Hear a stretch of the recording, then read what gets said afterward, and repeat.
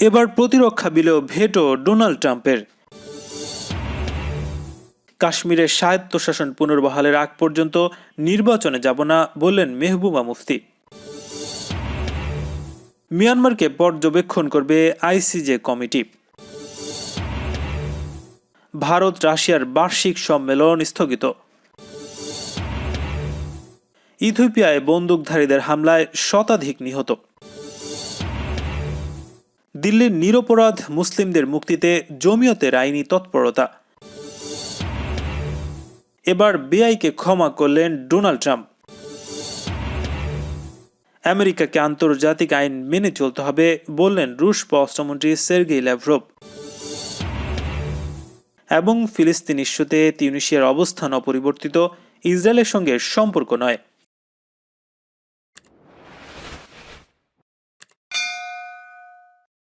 সামরিক বাজেট বিলের পর এবার প্রতিরক্ষা বিলেও ভেটো দিলেন বিদায়ী মার্কিন প্রেসিডেন্ট ডোনাল্ড ট্রাম্প। এ মাসেই $740 বিলিয়ন এই বিল বিপুল সংখ্যাগরিষ্ঠতায় পাশ হয়েছে কংগ্রেসে। ট্রাম্প বুধবার বলেছেন, এই বিলটি আসলে রাশিয়া ও চীনের জন্য একটি উপহার। এটি আইনে পরিণত হলে তা শুধু অন্যায় হবে না, বরং এটি হবে অসাংবিধানিক। যদিও সংবিধানের আলোকে নিজের এমন দাবির কোনো ব্যাখ্যা দেননি তিনি। আগামী 20 জানুয়ারি হোয়াইট হাউস ছাড়তে হবে ট্রাম্পকে। নতুন প্রেসিডেন্ট হিসেবে শপথ নেবেন জো বাইডেন। তার আগে একাধিক বিতর্কিত পদক্ষেপ নিচ্ছেন ডোনাল্ড ট্রাম্প। ট্রাম্পের ঘনিষ্ঠ শিবিরের বক্তব্য, সামরিক বিলে ভেটো না দেওয়ার পরামর্শ দিয়েছিলেন প্রেসিডেন্টের পরামর্শদাতারা, কারণ বিলটি কংগ্রেসে বিপুল সংখ্যাগরিষ্ঠতায় পাশ হয়েছিল। নিয়ম হলো, কংগ্রেসে বিল পাশ হওয়ার পরে তা প্রেসিডেন্টের অনুমোদনের জন্য পাঠানো হয়। প্রেসিডেন্ট কোনো কারণে অনুমোদন না দিলে তা ফিরে আসে কংগ্রেসে। এরপর পার্লামেন্টের 2 কক্ষে বিলটি 2/3 ভোট পেলে প্রেসিডেন্টের অনুমোদন ছাড়াই তা আইন হয়ে যায়। এই বিলটির ক্ষেত্রে তেমনটাই ঘটার সম্ভাবনা রয়েছে। ট্রাম্পের নিজ দল রিপাবলিকান পার্টির সিনেটররাও বিলটির পক্ষে ভোট দিয়েছেন। এর আগে 8টি বিলে ট্রাম্প ভেটো দিয়েছিলেন। প্রতিটি অবশ্য শেষ পর্যন্ত আইনে পরিণত হয়েছে। যদিও কোনো কারণে ট্রাম্পের ভেটো কংগ্রেস মেনে নেয়, তাহলে যুক্তরাষ্ট্রের ইতিহাসে 60 বছর পরেই প্রথম কোনো প্রতিরক্ষা বিল অনুমোদন পাবে না। বিলটিতে আফগানিস্তান ও ইউরোপ থেকে সেনা সরানোর ওপর কিছু বিধিনিষেধ আরোপ করা হয়েছে, যা ট্রাম্পের পছন্দ নয়। এছাড়া বেশ কয়েকটি বিষয়ে ট্রাম্প আপত্তিকর কথা জানিয়েছেন, কিন্তু ট্রাম্পের সঙ্গে একমত নন রিপাবলিকান সিনেটররা। বরং অধিকাংশ মনে করছেন, সময়ের নিরিখে বিলটি অত্যন্ত গুরুত্বপূর্ণ। বিলে সামরিক কর্মীদের 3% বেতন বৃদ্ধির কথা বলা হয়েছে। এদিকে ট্রাম্প বুধবার আরও 8 জনের শাস্তি মওকুফ করেছেন। ক্ষমা করার অধিকার প্রয়োগ করে শাস্তি মওকুফ করেছেন তিনি। থ্যাঙ্কস গিভিংয়ের সময় থেকেই ট্রাম্পের একের পর এক ব্যক্তিকে ক্ষমা করছেন। বুধবার নিজের সাবেক 2 পরামর্শদাতাকে ক্ষমা করেছেন ডোনাল্ড ট্রাম্প।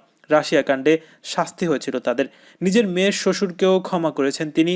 ট্রাম্পের এই ঢালাও ক্ষমা ঘোষণা নিয়ে মার্কিন রাজনীতিতে বিতর্কের সূত্রপাত ঘটেছে। কাশ্মীরের সাবেক মুখ্যমন্ত্রী মেহবুবা মুফতি বলেছেন, অঞ্চলটির স্থানীয় নির্বাচন বিজেপি নেতৃত্বাধীন কেন্দ্রীয় সরকারের মুখোশ উন্মোচন করে দিয়েছে, আর প্রমাণ করে দিয়েছে মানুষ সংবিধানের 370 ধারা বা কাশ্মীরের স্বায়ত্তশাসন বাতিলের কথা ভুলে যায়নি। এই নির্বাচনে পিপলস অ্যালায়েন্স বিপুল জয় পেয়েছে। এই জোটে রয়েছেন মুফতির পিপলস ডেমোক্রেটিক পার্টি এবং ফারুক আবদুল্লার ন্যাশনাল কংগ্রেস। সম্প্রচার মাধ্যম এনডিটিভি দেয়া এক সাক্ষাৎকারে মেহবুবা মুফতি জানান, স্বায়ত্তশাসন বাতিলের আগ পর্যন্ত তিনি নিজেও কোনো নির্বাচনে লড়বেন না। 2019 সালের আগস্টে জম্মু ও কাশ্মীরের স্বায়ত্তশাসন বাতিলের পর এবারই প্রথমবারের মতো অঞ্চলটিতে কোনো নির্বাচন অনুষ্ঠিত হয়েছে। গত 28 নভেম্বর থেকে 19 ডিসেম্বর পর্যন্ত 8 ধাপে জম্মু কাশ্মীরের 280টি ডিডিসি আসনের ভোট গ্রহণ অনুষ্ঠিত হয়। মূলত শান্তিপূর্ণ নির্বাচনে 57 লাখ যোগ্য ভোটারের 51% তাদের ভোটাধিকার প্রয়োগ করে। 20টি জেলার এসব নির্বাচনে 13টিতে জয় পেয়েছে পিপলস অ্যালায়েন্স। অন্যদিকে 6টি জেলায় জয় পেয়েছে বিজেপি। মেহবুবা মুফতি বলছেন, নির্বাচনে যদি লেভেল প্লেইং ফিল্ড রাখা হতো তাহলে বিজেপির অবস্থা আরও শোচনীয় হতো। তিনি বলেন, মানুষ ব্যাপক হারে জোটের পক্ষে ভোট দিয়েছে। দিল্লির জন্য বোঝা স্পষ্ট, মানুষ ভুলে যায়নি। 370 ধারা আমাদের হৃদয় ও মননে এখনও রয়েছে, আর আমরা শেষ নিঃশ্বাস পর্যন্ত লড়াই চালিয়ে যাব। 7 দলের পিপলস অ্যালায়েন্সের হয়ে ভবিষ্যতে নির্বাচনের অংশগ্রহণের সম্ভাবনা এবং ক্ষমতা ভাগাভাগি নিয়ে জোট সঙ্গীদের সঙ্গে বিরোধের আশঙ্কা সম্পর্কে মেহবুবা মুফতি বলেছেন, পার্লামেন্ট নির্বাচনের প্রশ্ন উঠলেও জম্মু ও কাশ্মীরের নিজস্ব সংবিধান এবং 370 ধারা পুনর্বহাল না হওয়া পর্যন্ত আমি নির্বাচনে লড়ব না। পরিস্থিতির কোনো দৃশ্যমান উন্নতি না ঘটিয়েই আন্তর্জাতিক ন্যায় বিচার আদালত বা international court of justice ICJ তার আদেশ মানার তথ্য দিচ্ছে মিয়ানমার। এমন পরিস্থিতিতে মিয়ানমার বাস্তবে আদেশ কতটা মানছে তা পর্যবেক্ষণ করতে 3 জন বিচারকের সমন্বয়ে কমিটি গঠন করেছে আইসিজে। সোমবার রাতে সিদ্ধান্তের কথা জানিয়েছেন নেদারল্যান্ডসের দ্য হেগ আইসিজে। জেনোসাইড বিরোধী আন্তর্জাতিক সনদ লঙ্ঘন ও রোহিঙ্গা জেনোসাইড সংগঠনের অভিযোগে ইসলামী সহযোগিতা সংস্থা বা ওআইসির পক্ষে গাম্বিয়া মিয়ানমারের বিরুদ্ধে গত বছর আইসিজেতে মামলা করে। গত বছরের ডিসেম্বর মাসে অন্তর্বর্তী আদেশের বিষয়ে শুনানির পর 23 জানুয়ারি আইসিজে গাম্বিয়ার আবেদন গ্রহণ করে মিয়ানমারকে রোহিঙ্গা জেনোসাইড ঠেকাতে উদ্যোগ নেওয়া সহ সুনির্দিষ্ট বেশ কিছু বিষয়ে অন্তর্বর্তী আদেশ দেন। কূটনৈতিক সূত্রগুলো জানায় বিশ্বের সর্বোচ্চ আদালত হিসেবে আইসিজের আদেশ বাস্তবায়নের উদ্যোগ নেওয়ার দায়িত্ব ছিল জাতিসংঘ নিরাপত্তা পরিষদের।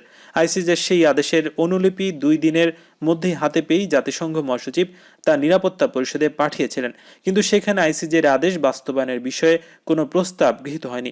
নিরাপত্তা পরিষদের স্থায়ী সদস্য চীনের এ বিষয়ে আগ্রহের ঘাটতি রয়েছে। ইথিওপিয়ায় বন্দুকধারীদের হামলায় শতাধিক মানুষ নিহত হয়েছে। দেশটির মানবাধিকার কমিশন জানিয়েছে পশ্চিমাঞ্চলীয় বেনিশাঙ্গুল গোমুজ এলাকায় এই হামলার ঘটনা ঘটেছে। ইথিওপিয়ান হিউম্যান রাইটস কমিশন এক বিবৃতিতে জানিয়েছেন বুলেন কাউন্টির বোকেজি গ্রামে স্থানীয় সময় বুধবার এই হামলা চালানো হয়েছে। ওই এলাকায় বেশ কিছু জাতিগত সম্প্রদায়ের বসবাস। 2018 সালে প্রধানমন্ত্রী হিসেবে আবি আহমেদ ক্ষমতা আসার পর থেকে আফ্রিকার দ্বিতীয় সর্বোচ্চ জনসংখ্যার এই দেশটি প্রায় এমন ভয়াবহ সহিংসতার শিকার হচ্ছে। ইথিওপিয়ার পৃথক একটি অংশে দেশটির সেনাবাহিনী 6 সপ্তাহের বেশি সময় ধরে বিদ্রোহীদের সঙ্গে লড়াই করছে। দুপক্ষের সহিংসতায় এখন পর্যন্ত 9,50,000 মানুষ বাস্তুহারা হয়ে পড়েছে। গত মাসে ইথিওপিয়ায় হামলা চালিয়ে হত্যাকাণ্ডের ঘটনা ঘটেছে। দেশটির পশ্চিমাঞ্চলে একটি যাত্রীবাহী বাসে উঠে গুলি চালিয়ে 34 জনকে হত্যা করে বন্দুকধারীরা। সে সময় তবনিশানজুল গুমেজ বাসে হামলার ঘটনা ছাড়াও অন্য 3 এলাকায় এ ধরনের হামলার খবর পাওয়া গেছে। এছাড়া দেশটিতে চলমান সংঘাতের মুখে নিরাপদে আশ্রয় নেওয়া লোকদের ওপর হামলা চালানো হয়েছে। এদিকে গেশু ডুগোজ নামে আঞ্চলিক নিরাপত্তা বাহিনীর এক ঊর্ধ্বতন কর্মকর্তা বলেছেন কর্তৃপক্ষ বুধবারের হামলার বিষয়ে অবগত আছে। কারা এই হামলা চালিয়েছে তাদের পরিচয় খুঁজে বের করা হচ্ছে এবং হতাহতের বিষয়ে খোঁজ নেওয়া হচ্ছে, তবে এ বিষয়ে বিস্তারিত তথ্য জানানো হয়নি।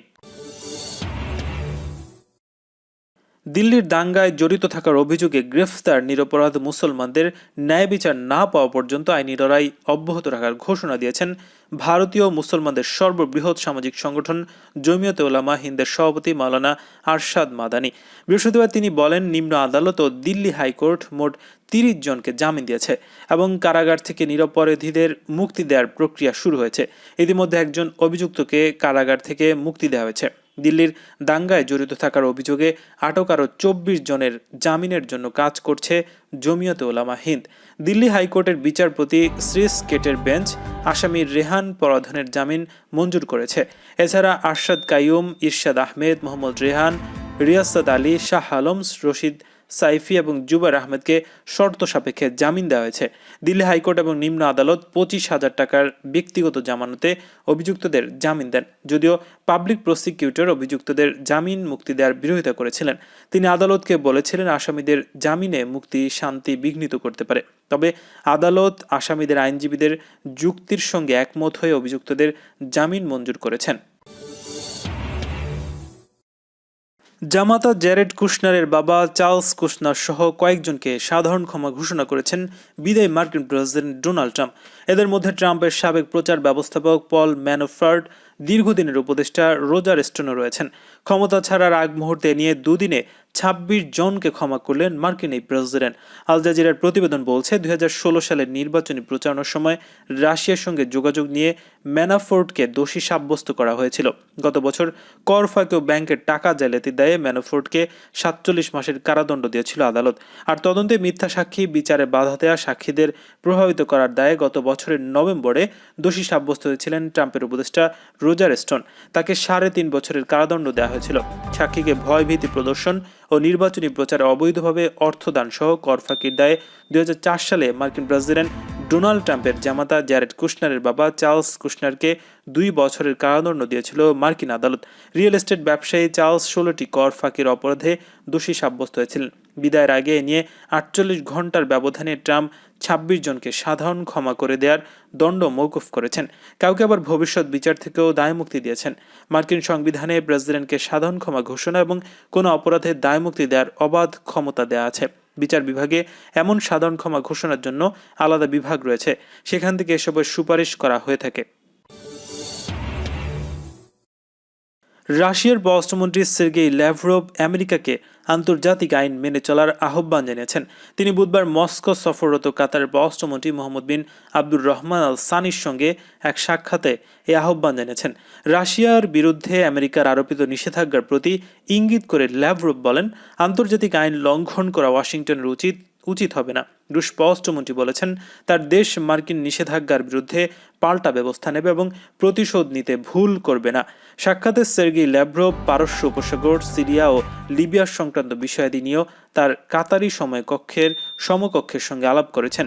এ সময় কাতারের পররাষ্ট্রমন্ত্রী আলেসানি বলেছেন, তার দেশ ইরানের সঙ্গে পারস্য উপসাগরীয় দেশগুলোর সংলাপে যেতে চায়। এ অঞ্চলের দেশগুলোর মধ্যে ঘনিষ্ঠ সম্পর্ক স্থাপনের মাধ্যমে মধ্যপ্রাচ্যে স্থিতিশীলতা ফিরিয়ে আনার যে কোনো প্রচেষ্টায় কাতার ভূমিকা রাখতে আগ্রহী বলে তিনি জানিয়েছেন। তিনি রাশিয়ার সঙ্গে সম্পর্ক শক্তিশালী করতে কাতারের আগ্রহের কথা তুলে ধরেন। তিউনিসিয়া বলেছে, ফিলিস্তিন ইস্যুতে তার অবস্থান আগের মতোই আছে এবং ইহুদিবাদী ইসরায়েলকে স্বীকৃতি দেবে না তিউনিসিয়ার পররাষ্ট্র মন্ত্রণালয় থেকে এক বিবৃতির মাধ্যমে জানানো হয়েছে, তারা মরক্কোর পথ অনুসরণ করবে না। বিবৃতিতে পরিষ্কার করে বলা হয়েছে, আন্তর্জাতিক অঙ্গনে যে সমস্ত পরিবর্তন হচ্ছে তার কারণে ফিলিস্তিনিদের ন্যায্য অধিকারের ব্যাপারে তিউনিসিয়ার অনুসৃত নীতিকে কোনো পরিবর্তন আসবে না। বিভিন্ন গণমাধ্যমের খবরে প্রকাশ হয়েছে যে তিউনিসিয়ার সরকার ইসরায়েলের সঙ্গে সম্পর্ক প্রতিষ্ঠার জন্য আগ্রহী হয়ে উঠছে। এসব খবর নাকচ করে তিউনিসিয়ার পররাষ্ট্র মন্ত্রণালয় থেকে বলা হয়েছে, তিউনিস যে নীতি অনুসরণ করে এসব ভিত্তিহীন খবর তার সঙ্গে সাংঘর্ষিক। বিবৃতিতে বলা হয়, তিউনিস সরকার মনে করে ফিলিস্তিনিদের আত্মনিয়ন্ত্রণ ও স্বাধীন রাষ্ট্র গঠনের অধিকার রয়েছে। ইসরায়েলের সঙ্গে যখন কয়েকটি আরব দেশ কূটনৈতিক সম্পর্ক স্থাপন করেছে এবং তেল আবিবের সঙ্গে সম্পর্ক প্রতিষ্ঠার জন্য বিশ্বের বিভিন্ন মুসলিম দেশের উপর চাপ সৃষ্টি করা হচ্ছে, তখন তিউনিসিয়া তার অবস্থান পরিষ্কার করল। এরই মধ্যে উত্তর আফ্রিকার দেশ মরক্কো ইসরায়েলের সঙ্গে কূটনৈতিক সম্পর্ক স্থাপনের পদক্ষেপ নিয়েছে।